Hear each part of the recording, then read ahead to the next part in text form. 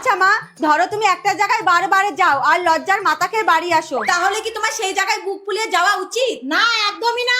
যারা এরকম করে বলতে হয় তাদের একদম কোনো মান সম্মানই নেই, কিন্তু এরকম করে কারা? এই যে পাকিস্তান ক্রিকেট টিম আসবে এতখানি বুক ফুলিয়ে আর যাবে কেউ কেউ করতে করতে, এদের আবার কত বড় বড় কথা।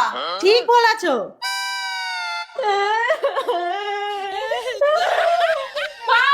আপনার ছেলে আমাকে মেরেছে। মেরেছে কেন? আমি বলেছি আমার একটা স্বপ্ন আছে, আর আপনার ছেলে আমার স্বপ্ন পূরণ করতে দেবে না। এইগুলো কি মা? সবারই নিজস্ব স্বপ্ন থাকে, ওরও আছে। দাদা কেন ওর স্বপ্নগুলো পূরণ করতে দেবে না? সত্যি এইগুলো তো একদমই অন্যায়। চলো তো ওর কাছে।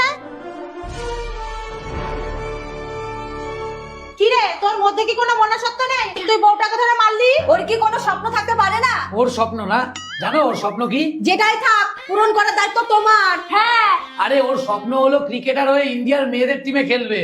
বাহ বৌমা বাহ, তোমার চিন্তা ভাবনা দেখে আমার মন ভরে যাচ্ছে। আরে এটা সারা বছর মনে থাকে না, ইন্ডিয়া যখন পাকিস্তানের সাথে ম্যাচ জেতে তখনই মনে পড়ে। এইটা আবার কেমন কথা? স্বপ্ন তো স্বপ্নই হয়, তুমি খেলা শেখাও। তাহলে তোমরা শেখাও, আমি পারবো না। চলো তো বৌমা, আমরাই শিখাবো।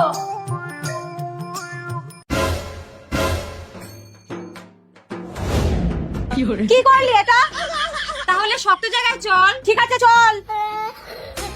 आज इतिहास की धड़कनें बढ़ने वाली है।